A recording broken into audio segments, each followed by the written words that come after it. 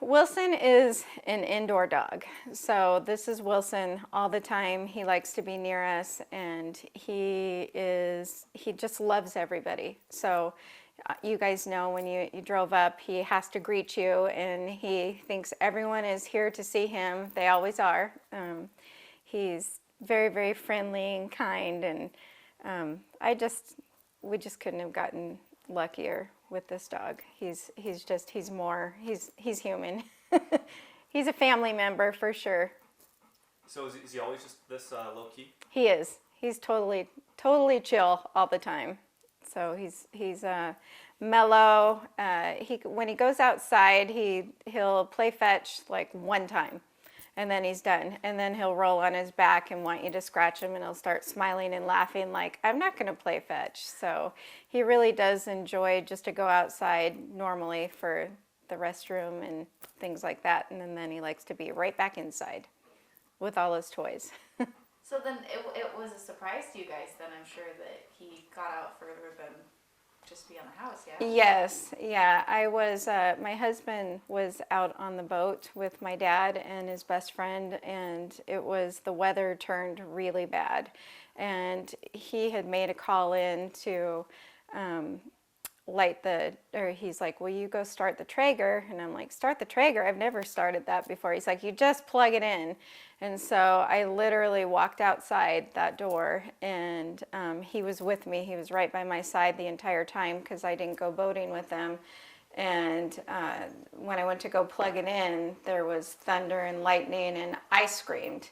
And so I ran back inside, and I was like, okay, it should be okay now. I'll go back out and plug it in. And so I did, and then I ended up putting the meat on and I realized Wilson's not next to me.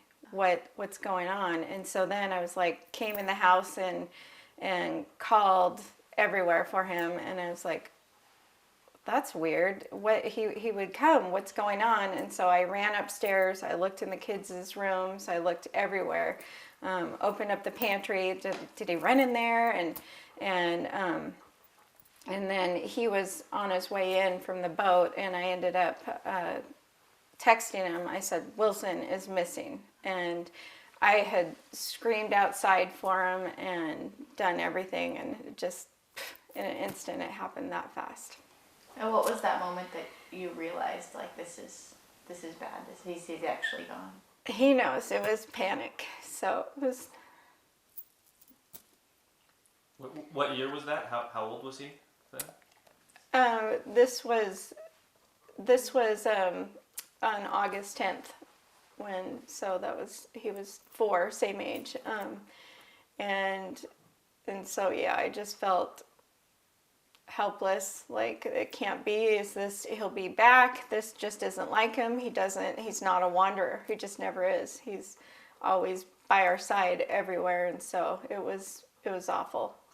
What did you do from that point? I went into shock, and my husband and my dad and his best friend went into turbo mode, and it was dumping rain, like bathwater rain, and sideways wind and thunder and lightning, and the lightning was not like it's just in one spot, like in a distance. It just was going everywhere.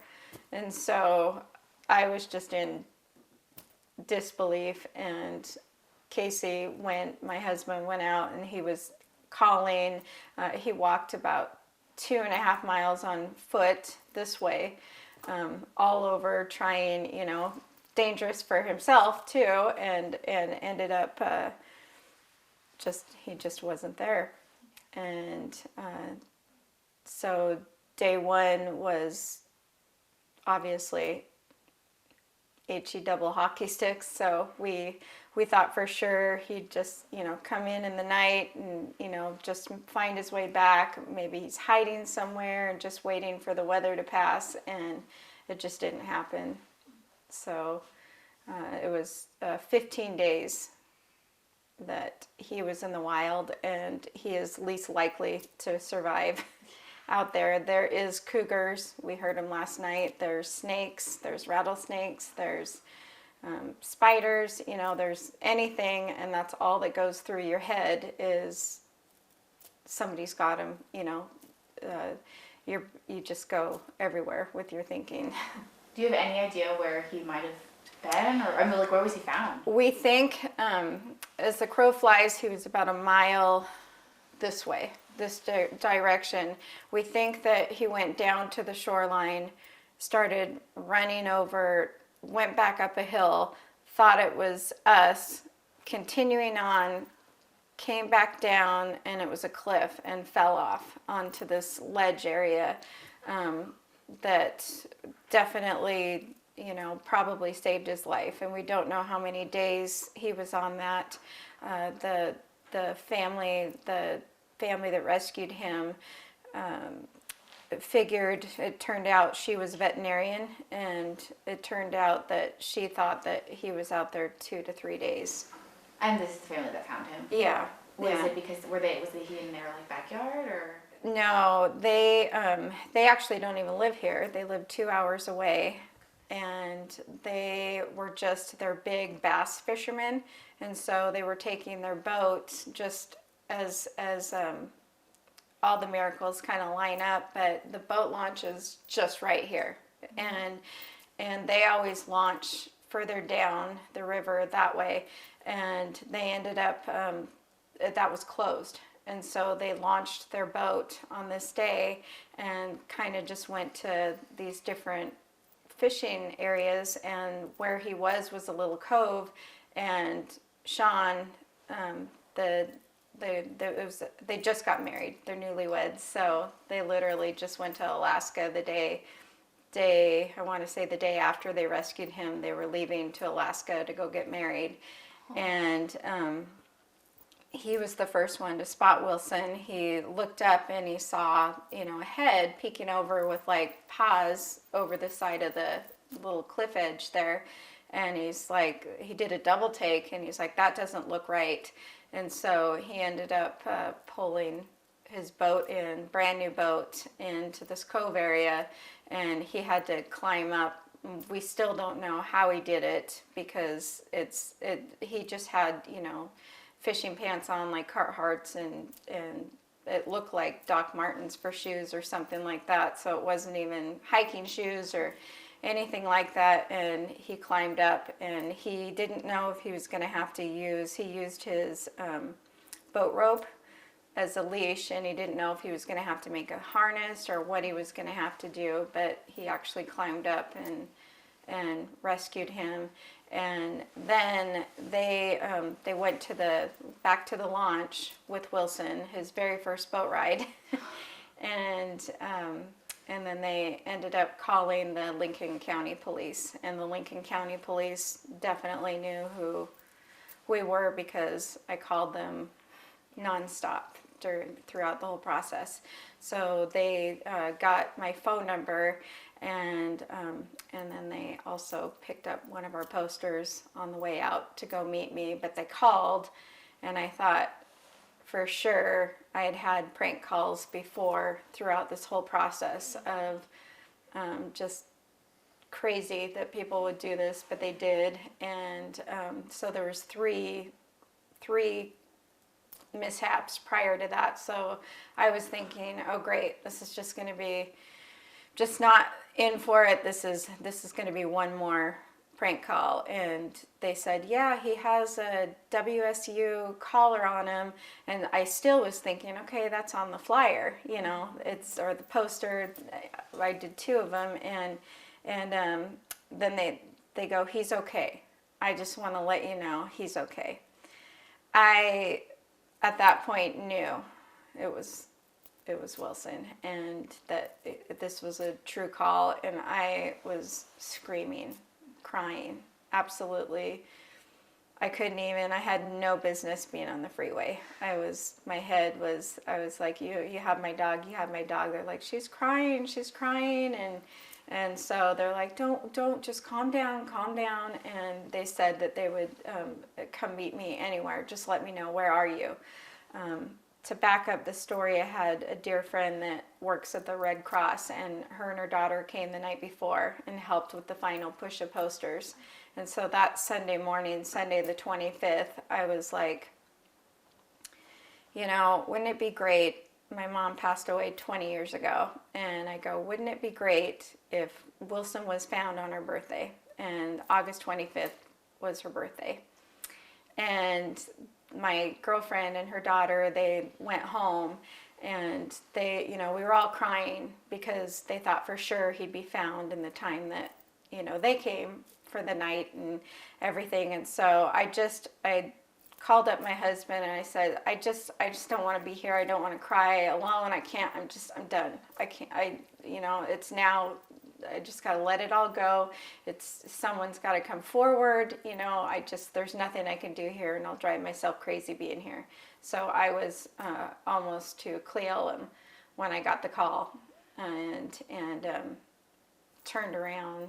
And I said I would meet them in Ellensburg. And then when I was finally done crying after I called my husband, I was like, he's like, what? They did. And it just was really, really amazing. And so when I stopped in Ellensburg and I'm like, I don't know, I'm calm now. I've calmed down. Why don't I meet you in Ephrata?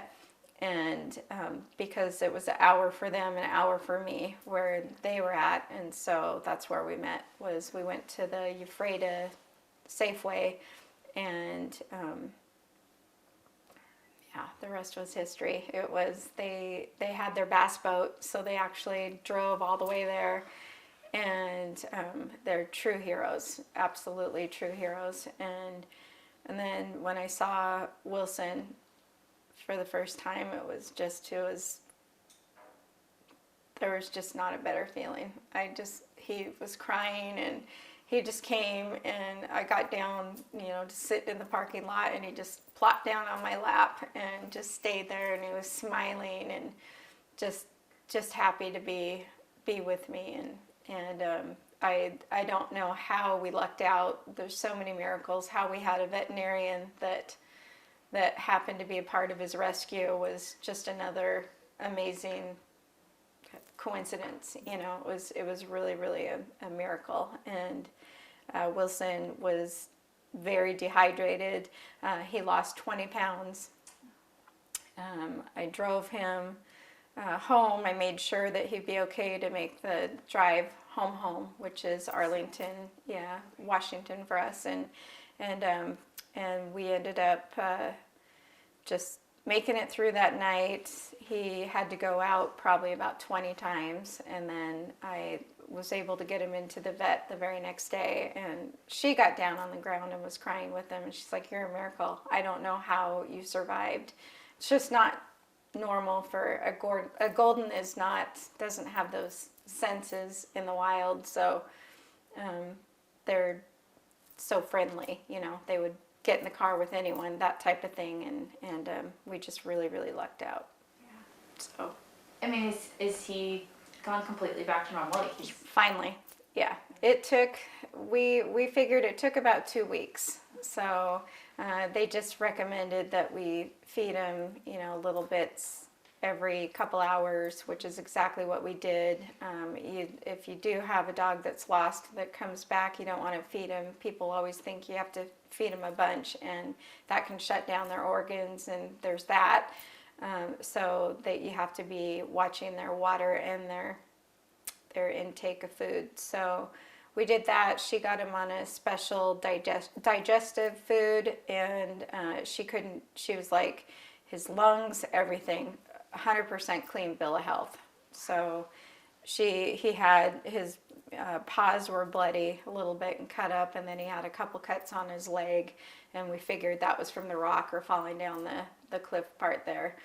And how he came out unscathed without broken bones and, you know, eaten up by a cougar or just anything taken by someone was a true miracle. That's got to be a traumatizing experience for him too. Like I'm so surprised at like how normal he's acting. So Yeah. You know, so close to all that happening. Wow. Yeah, this is him. He has to be right next to our leg or somewhere near us 24/7. It's all the time. So this is his house. He takes over everything. At home, he literally takes over everything. So it's we're very, very blessed that he bounced back like this. And she expected him to, but he definitely had PTSD, you know. And he's still a little skittish, going outside and different things if he hears a noise. But outside of that, I'd say he's doing remarkable. Is it usually the three of you guys in the house? Usually, yeah. Our kids, our daughter goes back next week, so our son's been gone about a month and a half. They're like opposites. Yeah. So quarter semesters. So Okay. yeah. Did you say they were able to come here for a little bit to help at all, or No, no? Oh my goodness. no, they were not. So it literally, we had to make an executive decision, and my husband, we have a company, a roofing company, and he, you know, I just said, I'm out. You're gonna have to take care of everything.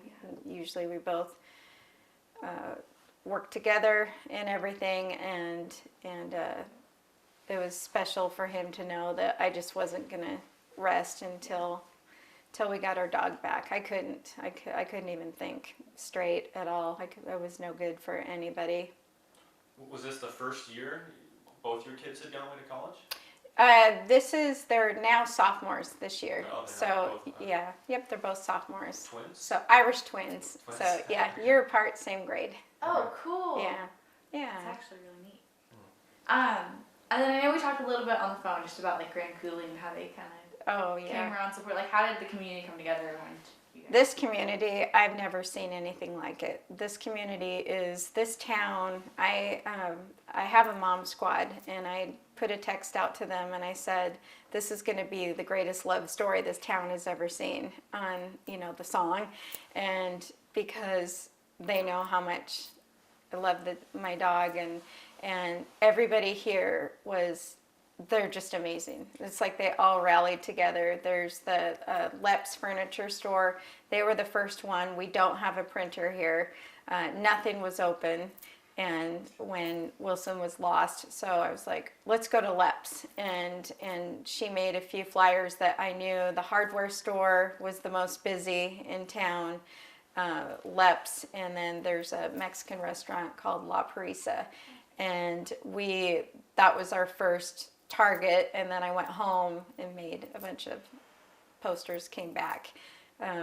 These guys, the town just swallowed Wilson up and embraced our family. Our neighbors were just the best. I mean, we are so lucky to have had the support that we did.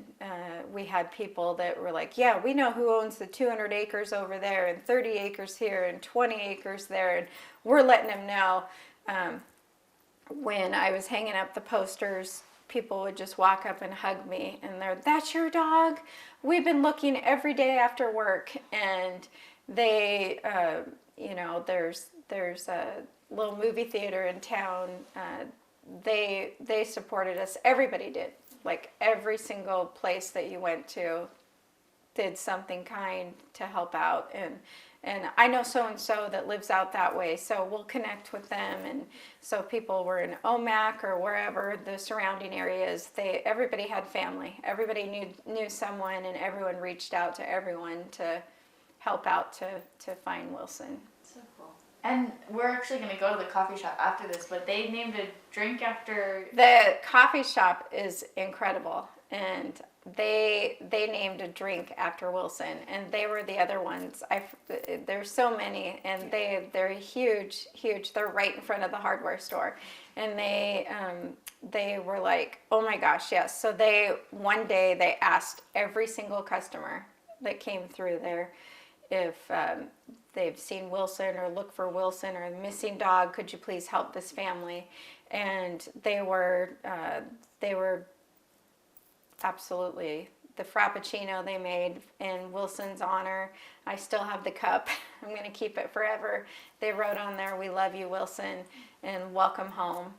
And so they were absolutely very special. And you just don't see that everywhere. You don't see it today. No. So this town has something really, really special, and we'll never forget it. Our family's super grateful, and it was a very, very good decision by my husband to find this place because he's the one that found it. Oh, well, that's so cool. What was that drink called? Did it have a name? It was the puppy frappuccino. I want to say the frappe, and so it was something I would never normally drink because it's frappuccino blended, whipped cream, sprinkles, and then when we found Wilson and I heard about that, I go up there and I'm like, I better have this special. I gotta have the Wilson special. And they were like, oh my gosh, and Wilson, and they wouldn't even think of me paying for it. They're like, this is for you. We're so happy. I brought them back flowers, and they're like, why are you don't need to do this. You were the ones, they just were wonderful. That's so cool. So yeah, they're always doing. I'm following them and seeing all their special posts that they do now, and it's pretty neat. They're more than just an espresso stand for sure.